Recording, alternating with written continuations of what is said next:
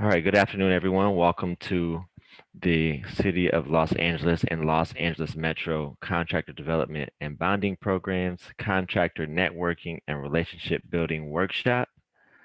We have a great presentation for you today by Ms. Priscilla Chavez from PCL Construction. She's a manager in business development, and we'll get more about her before she gets into her presentation. I just wanted to go over a few housekeeping notes for us all, just to make sure that the meeting today goes smoothly and we're able to get a lot out of it. So the first thing, we've all been on Zoom for quite a while now, so I know some of this may be redundant, but you can submit your questions throughout the presentation in the chat. We also invite you to raise your hands to be able to ask verbally.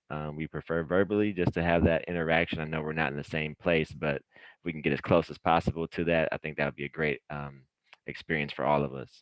Also, you will be on mute until it is time for you to ask your question. Please, we invite you to be on camera. We'd love to see your face and just know that you're there listening to us and listening to the presentation. If you do come on camera, just please be mindful of your surroundings and things like that.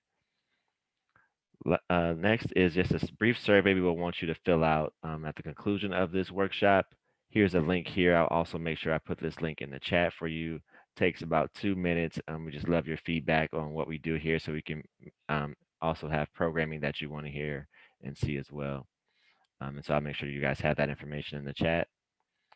And then this is just a way to contact Merriweather and Williams. We do administer the contractor development and bonding program for the city and Los Angeles Metro. So if you're not enrolled in that program, we'd love for you to reach out to us, email us, call us, and we can give you more information about that. I know many of you are and have been to a lot of our events, so we thank you for being with us again. If you're new, we'd love to talk with you and just let you know about what our free program can help you do. So with that, I will turn the mic over to Lakeisha Bearden, who will introduce our speaker for this afternoon.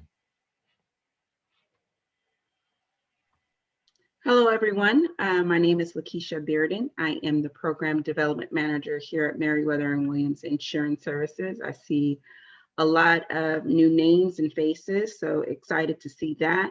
My role primarily is the development and implementation of capacity buildings and technical assistance programs for small and minority contractors. So, i.e., this is an example of exactly what I do to ensure that contractors are equipped with the tools necessary to get out there and really promote their businesses as well as be successful. So I'm so excited about the speaker that we have, and I was going to say leader because she's definitely that.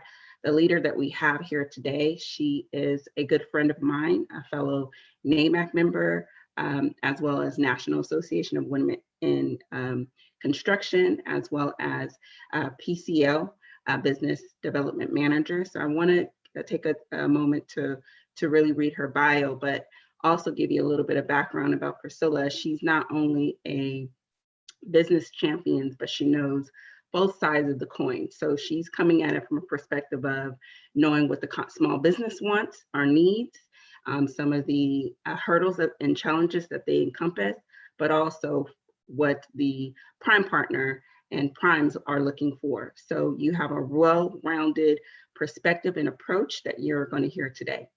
So dynamic, engaging, business-focused, these are the words that describe Priscilla Chavez, a 10-year veteran of the building relationships within the Los Angeles business community. Priscilla embraces the value found at the intersection of strategic owner relationships, small and diverse business engagement, local community investment. As a manager of business development for PCL Construction, Priscilla's day-to-day efforts are focused on driving business development initiatives and building industry relationships while establishing market presence and visibility, creating opportunities for PCL, and ensuring partnerships with all stakeholders with an emphasis on diversity, business inclusion. Currently, Priscilla serves as a board member for the LA Trade Technical College Foundation and Women Business Enterprise Council, and is an active member of many of the other professional organizations.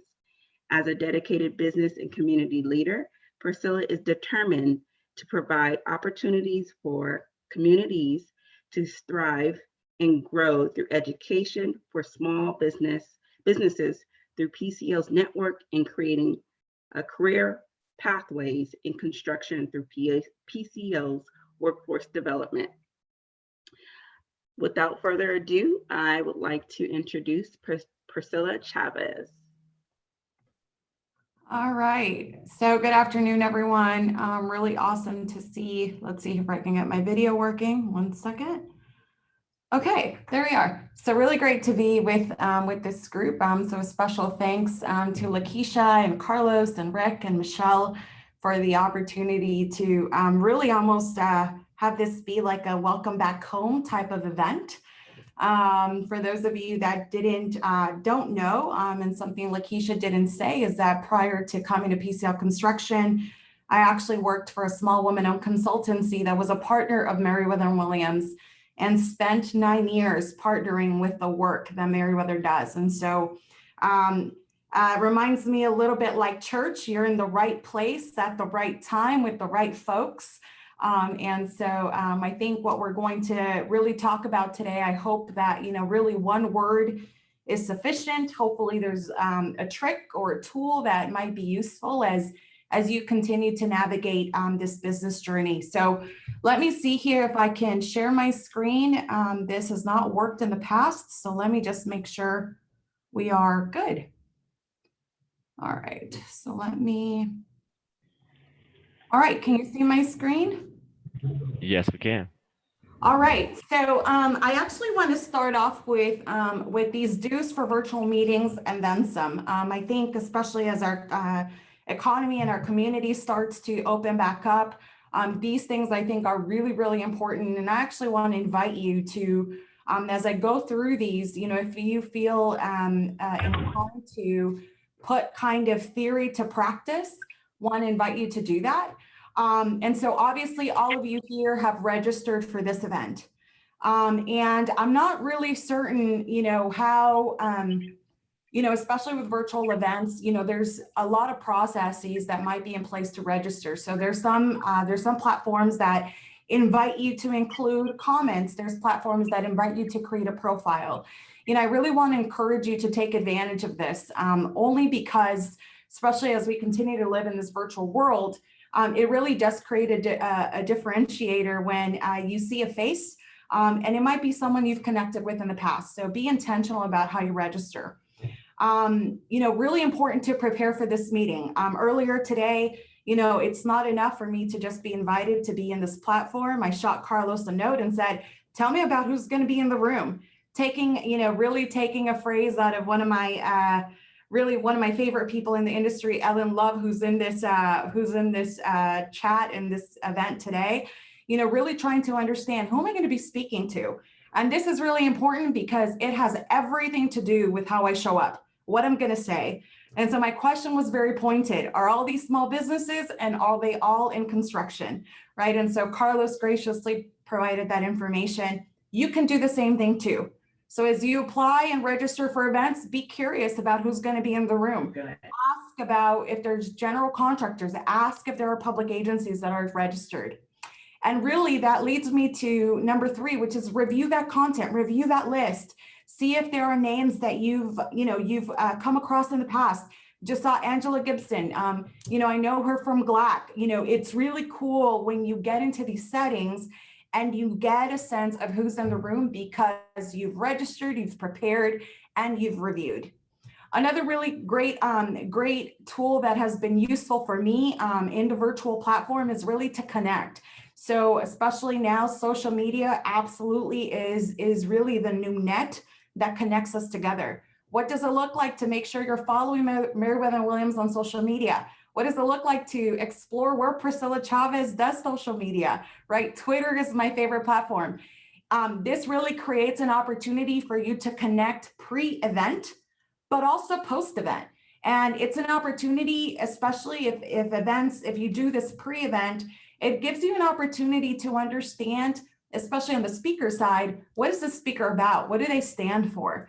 And what might be some of the content they go over?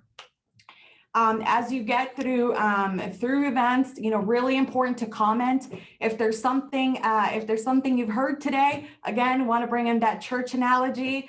It's okay to say, I love that. I think that's really great. I will tell you that as a speaker, I still get nervous, right? And so anytime you're able to comment on content I'm saying, it really just helps validate either what I'm saying, but also lets me know that I'm not talking to an empty crowd. So really want to encourage you to do that. Really engage is more with your fellow attendees. So one of the things that I typically do when I go through the list of faces and names through Zoom, I make sure that this is in gallery view. I want to know who's there. And then I start shooting individual messages to people that I want to connect with. Hey, just noticed you do drywall. I'm a drywall sub too. Would be great to connect after this event, right? So this is really meaningful engagement. If there are items that are discussed today that you just read an article on, or as I refer to something, maybe there's something on your desktop or a post you just saw, really cool to just share it with the group. You get to really be a resource. Of course, participate. If there are questions, plan what you will do with the content after this event. Super important. It is my desire, it is Meriwether's desire, to make sure that this type of platform and this type of content really lands for you. And then, of course, my favorite, follow up. And I have to tell you, I think I've been telling Lakeisha about this beautiful conjunction for years about, really the opportunity that exists for small businesses to get better, to get more agile, to really make sure they are networking, to follow up. And with that, I think it's time for takeoff. So if you would indulge me, want to walk you through this presentation. Want to invite you to, as we've shared today, to connect, comment, engage. If you have questions along the way, feel free to pop them into the chat. I'll do my best to kind of multitask and see both the big screen and the small window that comes up. But here we go. All right, so relationship building. Again, Priscilla, Manager of Business Development at PCL Construction. Dcsa is the small woman-owned consultancy I told you I worked for while partnering with Meriwether & Williams quite some time ago. You heard Lakeisha talk about how I understand the vantage point from the general contractor, but what you should really care about is that I understand the vantage point from the small business side. And that really led to an opportunity being opened at PCL Construction when in 2016, I was offered the opportunity to create a program for a top 10 general contractor. And that's what we are. We are a top 10 general contractor here in Los Angeles and California, but also across the country. And just 1 year ago, I was invited to, I'm still choosing, right? I don't know if it's greener pastures or the dark side, but I now get to lead business development for PCL. And I have to tell you that this is, I'm really excited about the opportunities that are available through business development, and really feel like there's an opportunity to even be more intentional about the diversity, equity, and inclusion work that really my past has been around. How? Because now I get to choose the type of clients I position PCL to partner with. I get to ensure that, I coach and maybe become a preferred prospect, for the clients I'm looking for, because DEI is aligned with their vision and their mission, and really looking at creating those meaningful connections. So let me see here. I can see a couple of folks. Okay, just the chat. People are introducing themselves. All right, let's keep it going. So today we'll talk about really simply what I'm going to call the game. So we'll go through opening game, middle game. We'll talk about the end game. We're going to talk about really, when we look at relationship building, it is more than just, oh, I see you, you see me. There is so much work that can actually take place before you even meet someone, before you even make an initial connection. And these things I'm going to be talking to you about today are things that I take on for my own self as I really get into my groove of business development. I've done this with current clients, both where we've been able to secure contract awards, as well as also clients I'm pursuing, and I'm still in this kind of opening game phase. So we'll go over these 3 agenda items, and hopefully we'll finish here with sufficient time to go over Q&A, just in case there are things that you're curious about that I didn't cover in the presentation, or you didn't ask about during the presentation. All right, so I love this quote: "If you fail to prepare, you're prepared to fail." So Mark Spitz was really a rock star swimmer. He was able to keep and hold very top-notch positions and places within competitions for swimming until Phelps won him. And so some could say that there's still an opportunity for him to prepare. But I think what's really important about this quote is that really there has to be intention with preparation. You know, you can't be mad if a relationship didn't go the way you wanted, if an introduction didn't go the way you wanted, when you didn't prepare for it, right? And so it's really important that you really understand that you get to choose how present you are. You get to choose how you for meetings, how you prepare to lean into a relationship. And really what we're going to be talking about today is how do you do that? Where do you even start? And so this is not going to go over relationships 101, what a relationship is, what it isn't. This is really relationships 102, right? What are the actual technical parts of establishing relationships? And with that, we'll start off here. So construction, right? You know, it's really important that, you know, as you think about relationships, we're all, you know, in a network. There are so many different venues, so many different forums where we can connect with people. And I think one of the really great things that has helped me in this opening game phase of business development is really understanding the condition of the market. And why is that relevant? You know, if I'm going to go and relationship build and manage with someone at LAWA, at LAX, I have to understand what the condition of the market is. I want to, and I also want to be intentional about that, right? I don't want to spend time asking this person, so what does aviation look like? What are you working on? What do capital improvement programs look like? This is all available online. I want to get to the meat and potatoes, scratch the appetizers. I want to be super intentional about what I talk about. And so part of this first step is really understanding what is the condition of the marketplace? What is happening around my region? What is the buzz, right? Everyone right now has been talking about, you know, the presidential infrastructure plan. How is that going to affect the marketplace? How is that going to affect clients that you might work with or will work with?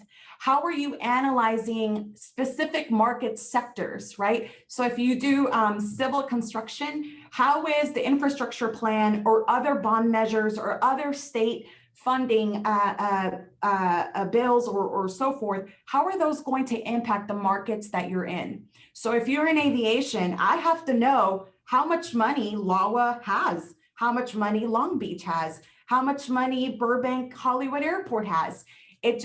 It really does equip me to better understand how I'm going to approach that client, for what and with what.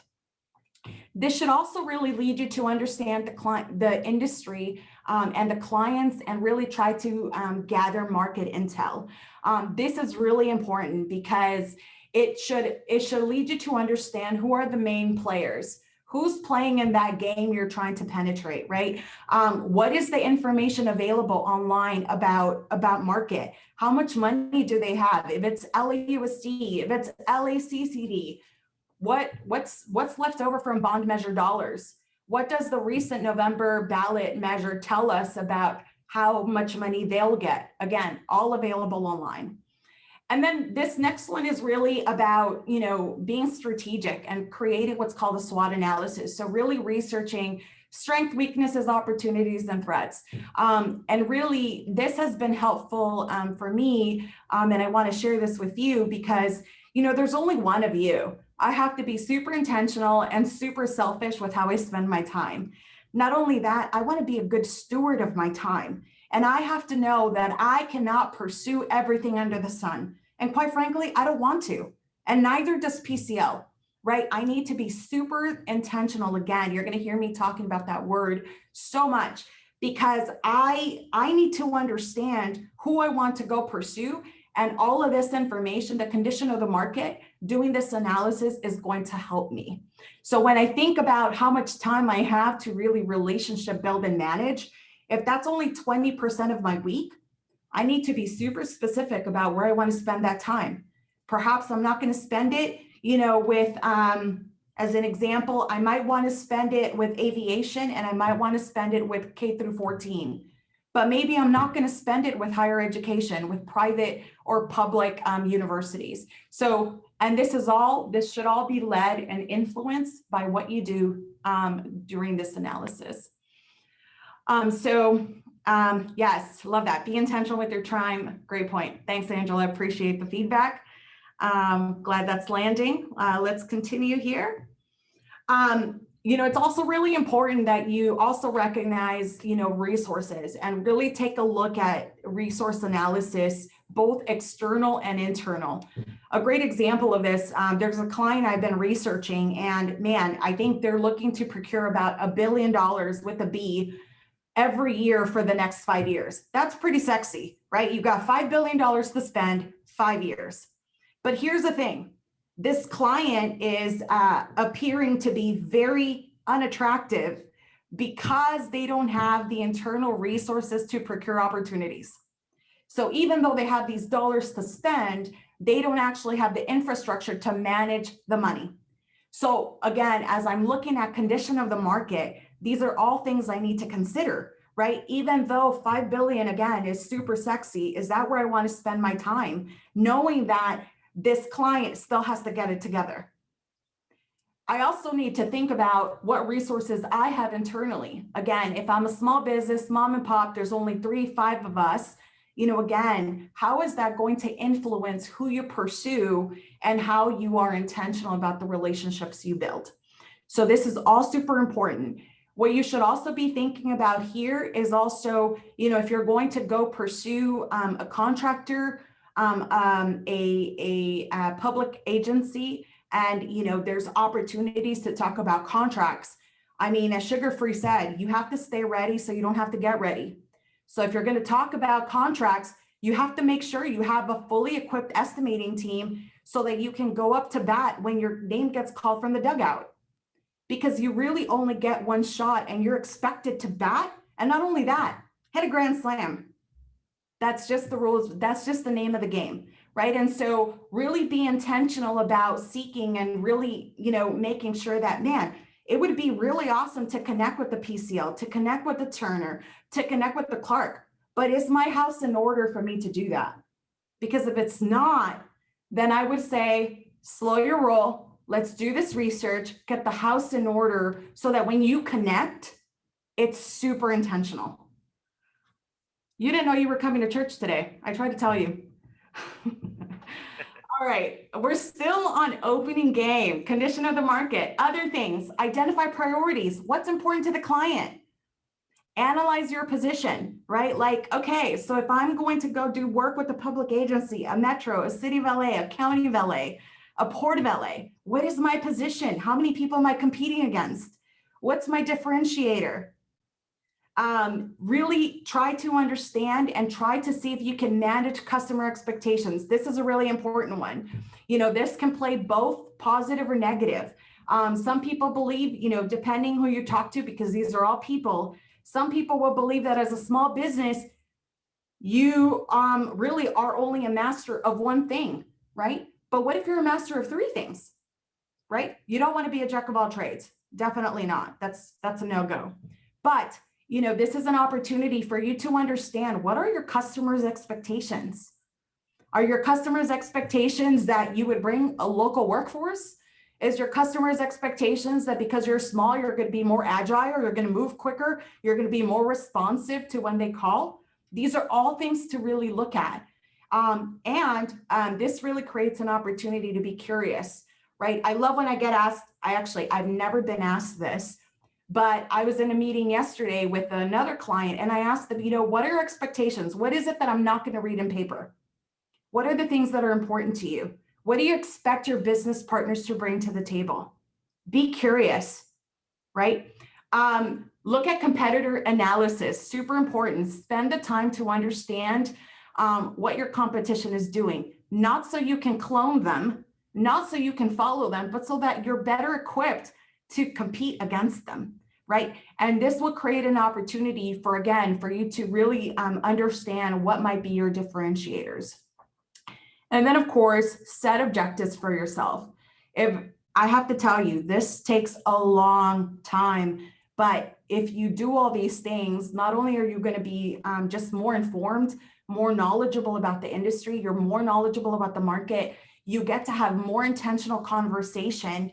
And not only that, you make those connections more substantive. A lot of people don't know what to talk about, right? People are like, okay, so I connect with someone. What am I supposed to say? What do I talk about? But all these things would actually lead you to understand what their industry is like, what the market is like, what the things, what are their hot buttons, which we're going to talk a little bit about later, but also help you understand what their expectations might be.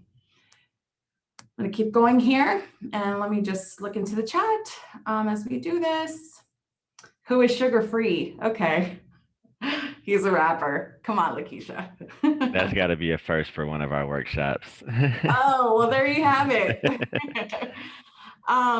This is when we look at account planning, making sure, again, if you are the one, if you are the person that is the doer and the seller, again, you have to be super intentional and be selfish with your time, be a good steward of your time. If there's opportunity, if maybe there's a growth opportunity with someone in your team, build the internal support. What does it look like to bring on, a rising star to engage in these relationships with you so that you don't have to be the sole person. We'll talk about managing those relationships, really managing information and managing customer delight. And this is something I'm sure no one has heard of, but really customer delight is really providing a customer more than what they thought they were going to get with you. And let that land for a second, because that could be your product, but it can also be your service, right? And so especially, as we think about relationships, it is still very basic. People do business with people they like. And part of that process is also, I would add to that, people like to do business with people that deliver. So what does it look like for you to just make sure that you just always deliver? You are just that person, right? It reminds me, before coming to PCL, I was consulting to Swinnerton, and they're kind of a frenemy. We compete against each other, but I have so many friends there, they're a frenemy. But I remember asking the lead D&I person there, Rick Moore, and I said, Rick, why do you always do work with Dcsa? And he said, because you always deliver. It doesn't matter what time I call or what time I email, even if you can't do what I'm asking, you just always respond. And I love that, because really what I set out to do was really exceed his expectations. So I was able to deliver customer delight. So, with that said, one of the things I want to encourage you to think about is, how do you show up? Is it all business? Oh man, if it's all business, no bueno. Again, these are people still, right? So what are the opportunities to create a meaningful experience and a meaningful connection with the folks that you're connecting with as you prepare, really in this opening game? Hey, Priscilla, And we last have but a not least- question. We have a Oh, question yeah, in the please. chat. Okay, Yes, if you it want to says, read it, because I have yes. to actually go through this little taskbar, it looks like. Okay, I'll read it. It says, what research resources do you use often? And the second part is, when you say online, are you looking at private data analysis companies or government sources? Yeah, it's a great question. So I think if I'm looking at a client, so I'll give you an example of, like, let's say LAWA, I'm going online to research LAWA's website, right? They're a public agency with the capital improvement program. A lot of their work is going to be included in board meetings and agendas. So I'm looking at what the board of airport commissioners is looking at, right? if I'm going to try to understand research, let's say aviation as a whole, I mean, there's a lot of forums for that. CMAA is a good network. They're an organization. You have AAA&E, that's another great organization. They invite, they typically try to do industry panels. And that's a really great way to also information gather so that you can go and be intentional about maybe a project they acknowledged or they highlighted, and then also really research it afterwards.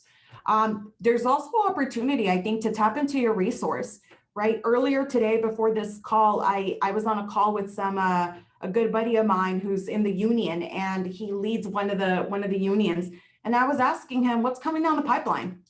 What are projects that are coming up? And just being curious about what are you working at and what are you working on? And literally, I have a page full of notes, maybe half a page full of notes, of community colleges that he said, hey, look, these are projects that are coming down the pipeline, right? So, you know, just really trying to understand and also being curious about, well, what are they like to work with, right?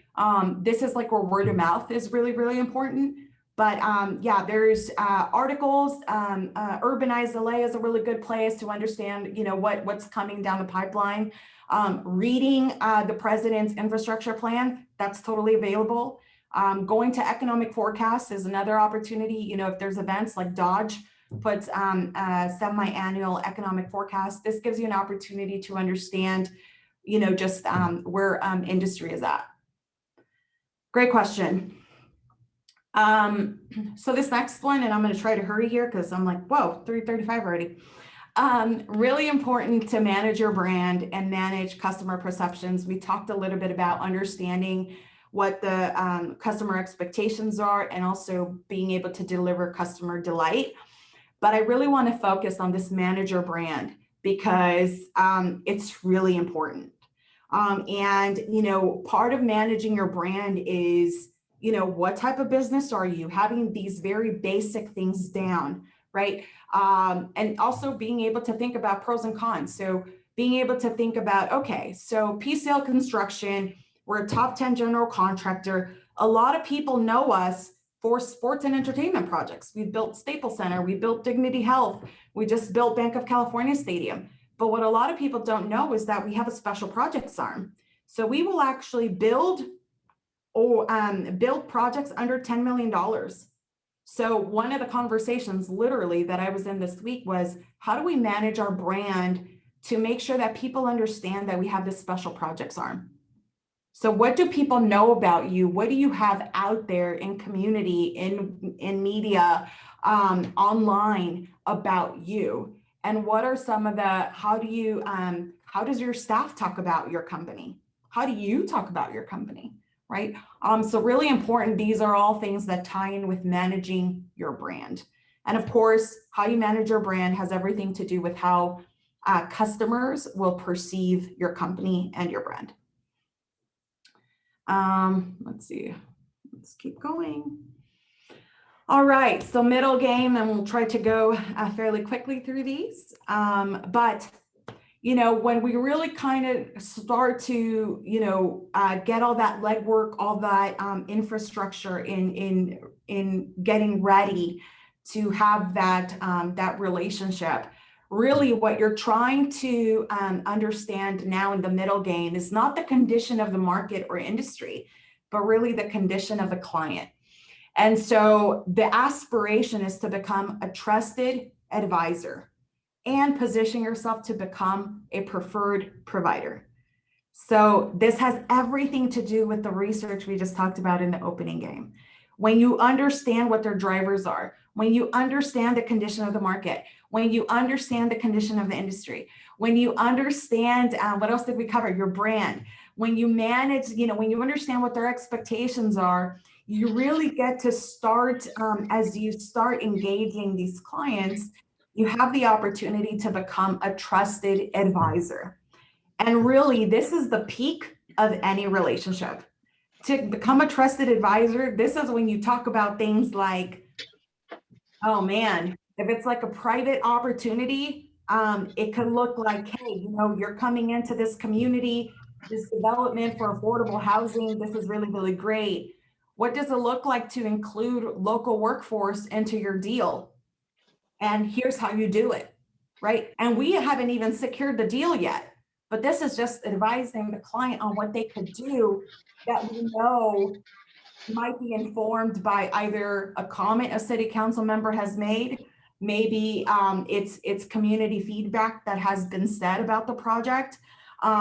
Maybe with the general contractor, you talk about, hey, I saw this event I was at, and you talked about a painting package for, I don't know, XY project, and I saw that that's estimated at 5 million. Hey, general contractor, you and I have been working together. What does it look like to break that package down so there's more opportunity for smaller painting contractors? Companies like me could benefit about that. What type of information could I make available to continue that possibility, right? That is not a place that a lot of people, quite frankly, like roll in. And so how could you work towards being in that space? And really, of course, becoming preferred provider. I have to tell you that this is primarily in private sector. Public sector, of course, has public contracting codes regulated by the state of California. Sounds like someone's not on mute. But this is really related to private work. In public works, you can still become a preferred provider, especially, again, if you've delivered, but there won't be preference in the contracting process. And encourage you to research the clients you work with as public agencies to figure out what that is. Perception management. This is one of my favorite ones because it is a possibility to ask a client, what do you think about us? It's super vulnerable, but Lakeisha, maybe the next time you connect, I would be curious if you would ask me, what is PCL's perception of Meriwether Williams? Because we're partners, we have a relationship. And it's very vulnerable, but that can create really amazing dialogue and give you a vantage point of how we might be seeing you as a client, you as a relationship, you as a business. The other thing is ask internally, how do you think, what does it look like to host a forum within your own team and say, what do you think community says about us? We've been working with Metro for 2 years. What do you think Metro says about us? And have that conversation. I bet that your team, there's probably really relevant information they could share with you. And really review that data, right? As you ask the client, a Metro, a LAWA, a CDABP, a private developer, be curious about that. And as you also ask internally, really review the data. And if all that fails, ask the market. Hey, Lakeisha, as a small business, I've been participating with your contracting, program for, 3 years now, right? Lakeisha, Meriwether isn't a client per se. They're a partner, they're a resource. What does it look like to ask the market? What does it look like to ask your peers? What do you think about my business? What do you think about the way that we show up, right? And this is really important because perception becomes reality. It doesn't have to be true in order for it to be perceived. Yep. Think about that. Doesn't have to be true. Perception can be truth. As we continue to, again, kind of now we're in this relationship, we're having conversations, but you're also looking to guide the relationship, advance the relationship. Part of what you're looking to get out of this is understand the client's business. And so if you're talking to a general contractor, some of the questions I think that I would encourage you to ask is, how does PCL procure opportunities? Do they use an online platform? Do you have a pre-qualification process? How do you go solicit work, PCL? Like, are there specific, again, hopefully you've answered all this through the opening game, but maybe the conversation pivots and says, I noticed that you guys do some airport work. I was looking at your website and saw that you guys do sports and entertainment and that you also do higher education. I noticed you guys do a lot of work with UCLA. Have you guys done any work with USC? Are you guys looking to do any work with, I don't know, Cal State LA? All these things really kind of tie together with the intent of really information gathering. What you're trying to do is trying to gather as much information as you can, and then have the opportunity to information manage. Really important to have some type of a forum or tool or resource to collect this information. And then, of course, leverage the information to support a winning strategy. We're not even talking about a contract yet. This is all in pursuit of a relationship. And really what you're doing is building upon the last conversation. What you're really doing is building upon the last engagement. Hey, Lakeisha, last time we connected, you talked about, you're working with leading Meriwether's new program features, safety and insurance and other things. How's that going? I'm not even talking about contracts yet. I'm talking about something that I know is important to her. What can I do to support, right? As a small business, how do you see this playing out, with public agencies, with private entities? Share more about that, right? And as you gather that information, again, this leads you to carry that to the next conversation, right? And so this is super, super important to information manage. Regardless if it's a general contractor or a public agency or even a developer, understand the client's building program, right? What do they build, right? PCL Construction, we're not going to build anything horizontal, which means we're not going to do work, likely never, for Caltrans, LADOT. We're never going to do work for Metro unless they're going to build, a structure, a vertical structure. But this is really important. And again, this is all from the opening game. You should know that about PCL if you've spent enough time doing research on us. And as we prepare to pursue an opportunity, really understand, what does this opportunity mean to the client, right? Because not all opportunities are created equal. So there are some public agencies that will tell you this project is super important to us because it will be the gateway to 4 other projects. So this right here, this needs to be super, excellent, right? So really understanding, what does it mean to the client? And, when you're in these relationships, it's okay to ask, like, what does this opportunity mean to you? How important is this project to LAWA? How important is this project to Metro? And that should really lead you to hot buttons. I love what one of my executives says, regardless of who we're talking to, a client, an architect, a developer, one of the questions he always asks is, what keeps you up at night? And it's just a really great question because, again, what you're trying to do is you're trying to be in a space that your competition isn't, right? And this gives you an opportunity to connect, right? So maybe they'll share something like, what keeps me up at night about my building program is I don't know what the condition of labor is. I don't know if there's going to be specific workforce to cover all the projects I have. And what could be a possible response to that, right? Like maybe your business, has been really intentional about training workforce and maybe hiring local. That's a great opportunity to say, like I hear you. And, one of the things that my business has done is really try to be intentional, with working on these project labor agreement projects and really making sure that we're impacting community so that we're not just leveraging the existing workforce, but also impacting the future talent of our workforce.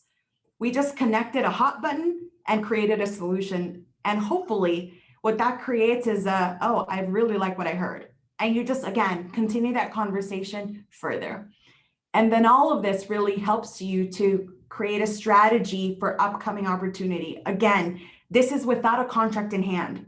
This is still trying to understand the client, who they are, what they are, when they are, how they are, why they are, without necessarily a contract in hand. We'll kind of go through this very quickly. Again, delivery method, what do they do? P3s, design build. Do you even know what I'm talking about today? For those folks in the room, do they do traditional bid? Is it best value? What does that even mean? What's Priscilla talking about? If you don't know what I'm talking about, connect with Lakeisha because this is really important. Traditional bid is going to be solely on your most responsible, lowest price. That means nothing else plays. It doesn't matter if you're local. It doesn't mean if you're minority owned, small business, local business. It doesn't matter because it's all based on price. But if it's a lump sum or a traditional bid with the best value, okay, now you got my attention, because now I know there are other things I can deliver to you, even though I might not be the cheapest price. Super important to understand. Who are the players that may be involved with the pursuit? Is this department? Is this client? Is Priscilla a decision maker? I'm not, but I do see myself as an influencer, right? Who's going to be looking at my proposal? Who's going to be looking at my bid? Who's going to be evaluating that? Is it across of departments, or is it just one department? These are things you should totally know, or at least try to extract as you create these relationships. And then, of course, developing a pursuit strategy. When you're ready to go and chase the work, when you feel like, okay, sugar-free again, we are ready. We're not going to spend any time getting ready because this house is in order. We got the goods. Now let's go chase the money. Really, all this information helps to get there. And what's the point, folks? The end game. What we're trying to get to is that, not the field goal, the touchdown. We're trying to get to a place where you have the opportunity, the access to an opportunity, right? Whether it's directly with an agency, directly with a general contractor, or maybe one of their subcontractors. What I love about what I just shared with you, it's that it's totally scalable. It doesn't matter if you're a mom and pop or a small business or a medium-sized business earning 50 million. That would be amazing, right? Or even 100, even as a PCL, $1 billion business just in California. The goal of this is to be positioned in the best way to pursue an opportunity, right? And what that means is I have a 50% shot of getting this. And it doesn't matter if I'm competing against 1 or against 10. The thing is, I've done everything that my competition has not done. And that's the opening and the middle game. So with that said, we're right at the end. I'll end with this. I draw inspiration from so many people, but this has to be one of the most impactful quotes. And, I've learned that people forget what you said, people forget what you did, but people never forget how you made them feel. And so maybe you'll forget everything I've said. You'll forget everything I did as I went through this PowerPoint. But what I hope I've made you feel today is encouraged.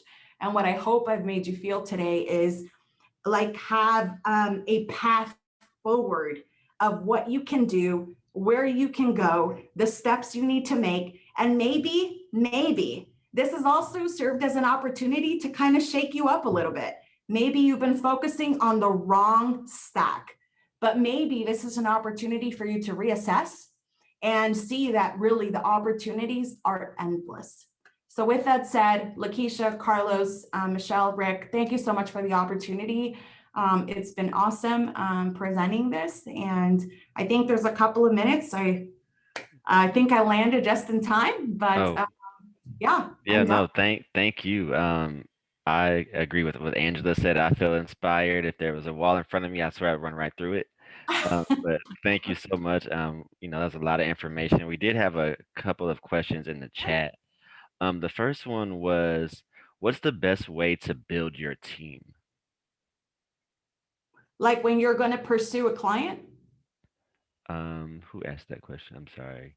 Larry, can you kind of elaborate on that? Yeah. So for example, if I'll tell you that if I'm going to pursue an LAUSD, again, public client. So there's a bunch of information that's readily available online. So I have to know if I'm going to chase LAUSD, and forgive me, I might get super technical, but LAUSD is going to require that I put forward a team that has K through 12 experience. So I have to understand, do I have those people? If I don't meet the qualifications, I shouldn't even bid, right? The other thing that LAUSD is going to require is that there be a Dcsa experience. And this is the State Department of Architecture, right? So if I don't have someone that understands that or knows that, then I need to make sure that if I don't meet those qualifications, I'm chasing the wrong client, the wrong opportunity. And I would probably assess whether that's the right client to chase. If you're looking at a general contractor, I mean, for us, I think we're going to be looking at the team you put on our project. I mean, from just a very basic behavioral skills level, you know, we want them to be people that are just excellent, right? People that are going to deliver, people that are going to, you know, be team players, people that are going to be responsive. Oh my gosh, be responsive. And again, you know, especially as we look at opportunities, you know, really understand that unfortunately, it is still this way. And it's both a blessing and a curse, but especially if you're a diverse business, and I don't make the rules, and I'm sorry to say this, but if you're a diverse business and you don't knock it out of the ballpark, it takes some time to recover from that, you know, and not just for yourself, but even for the general contractor. But when you do knock it out of the ballpark, I have to tell you, you really not just open the door, you open the gate for other businesses like you. And so really, I don't mean that to add more pressure, but what I hope you know is that, man, if you are in that space, really understand you're in a position of power and in a position of choice. So that's why that preparation piece is so important, because so many people can come after you if you deliver. Oh, thank you. That was a great answer. We have another question. As a subcontractor, who is the best person in an organization to start to build a relationship? This is a great question. You know, my opinion, and this is just the way I did it when I was consulting, is I'm trying to do like zipper status. I'm trying to connect with the top, but I'm trying to connect also with you know, the low, right? The admin is really going to know where all the bodies are buried. Do not take for granted people that you connect with. You know, even if they're an admin or a coordinator, it doesn't matter. Those people are in that business entity or that organization. Maximize your exposure to them. I mean, I think that realistically, if you're a subcontractor seeking to connect with to do work, I mean, of course, likely it makes sense like an estimator. If the entity has a D&I practitioner, not all are created equal, but if you have access to a D&I practitioner that has some influence within their enterprise, you know, to get you connections, you know, I would actually also chase them. But again, this is all work that as you research, you should really kind of understand who that person might be. Would also add, consider who are the people that are out talking about opportunities. So when there are panel events and things like that, who from the company is presenting? Because they actually, I feel like, want to be found. So I would also kind of go with that. And that's a really great, easy, like, touch point. Okay, thank you. Do we have any further questions for Priscilla?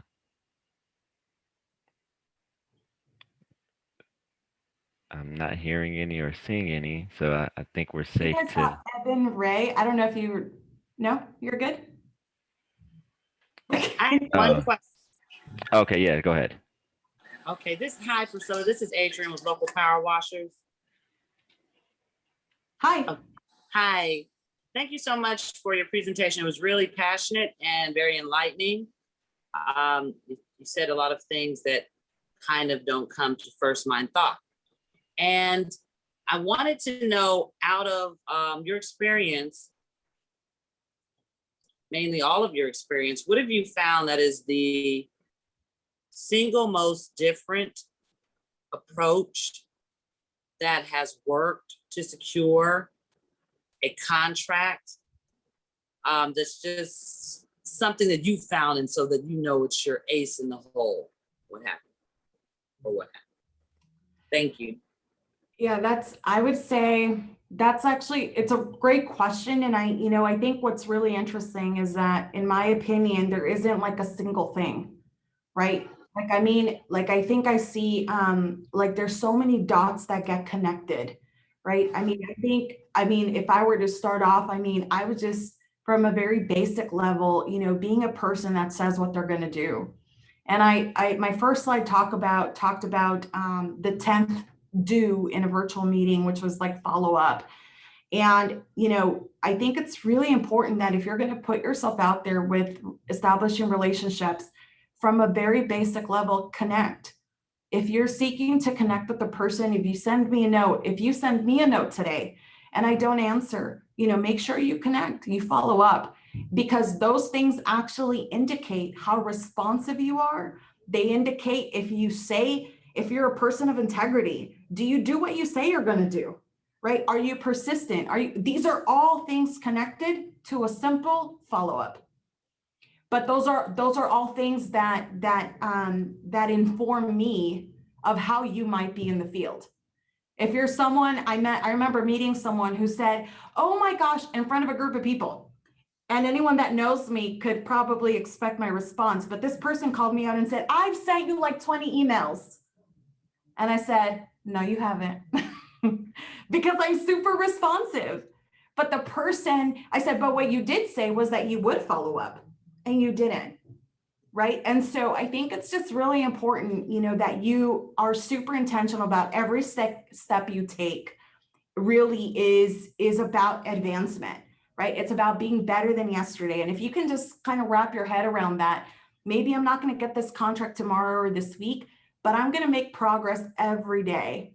Like I think, and just being that person of integrity, delivering, I think those are really great things to start off with. Thank you. Yeah. Quick question. I'm going to jump in there real quick, Priscilla. Hey, again, thank you so much again. Just dynamite, really, gets the juices flowing. Because you are talking about that, just looking at what PCL does, you probably have a lot of different projects on your plate, doing lots of research. So for us, small businesses, should we also be looking at diversifying if we're looking at horizontal projects, vertical projects, if we have technologies that fit all of these different modes? Should we diversify across different contractors and agencies and sit there and put together a huge pie chart to increase where we possibly could land and be successful?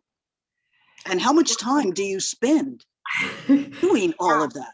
You know what? It's very thankless work, right? No one really knows how much time you're putting into the research. I think the question you asked really is a good one, because I think what comes to mind is, you can't be everything to everyone.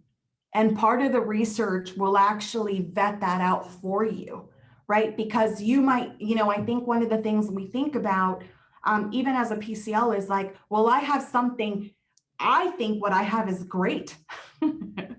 But is it what a client needs?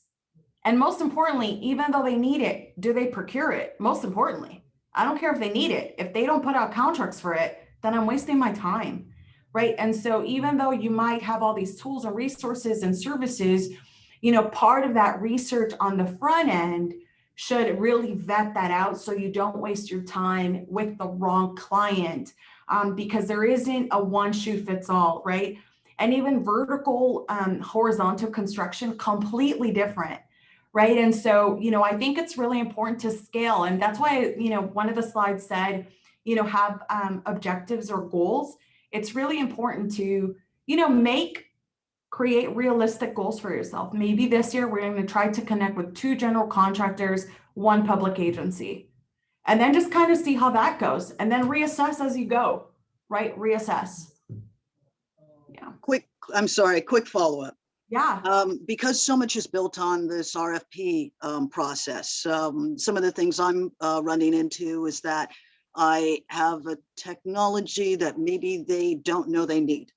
I've sat there and done the customer outreach, have identified a great pain point, but yet the RFPs really aren't there. There are some offices that have innovation offices, but there's an issue around that too, in that they want to put it out for bid. You've developed this, but no, we have to put it out for bid. And it's like, what do you mean? I've been working on this for so long. So what kind of feedback do you have for me when it comes to trying to present something new? Yeah, I would love to take that question offline. And Meriwether, I'm happy to give you my response to that question, like in case you want to share with the group. I will say that by the time an RFP comes out, it's too late, right? Like, and also understand, guys, that the timeline, and gals, the timeline for these projects being procured, they don't go from week to week. These are years in the making. And especially if it's like a public agency, they're definitely tied to legacy processes. So that means they're still doing business like they were doing business 10 years ago. That same process. And so happy to chat, offline. If you want to shoot me an email. Yeah. Let me see if I can plug in my contact info here, but. Okay. All right. So I don't see any more questions. Priscilla, I just want to say thank you again for your time and sharing your knowledge and experience with us. I know we will walk away from here better than when we came in and have a lot to, we can apply to our daily businesses and business interactions. So, on behalf of the program and Meriwether and Williams, thank you. And thank you all for being here this afternoon. I hope you got something out of it. I did want to remind you that we want you to please complete the brief survey. Just click the link that I put in the chat. Take you all of 2 minutes. And it's free also, just like the workshop was today. So you don't have to pay to take the survey. And and so just do that for us so we can get your feedback. And just thank you all for being here. And if no one else from our team has anything to say, I think we can end here. Yeah, just want to echo your sentiments, Carlos, and some points that I wrote down. I have some very lofty notes here, but be intentional, set goals, follow up, and build those relationships. So thank you, Priscilla, for your wisdom, expertise, and your go-getter attitude. Let's go get them. Go get them, Tigers. Thanks, right. everyone. Thank you, everyone. Have a great rest of your day. Bye. Thank you.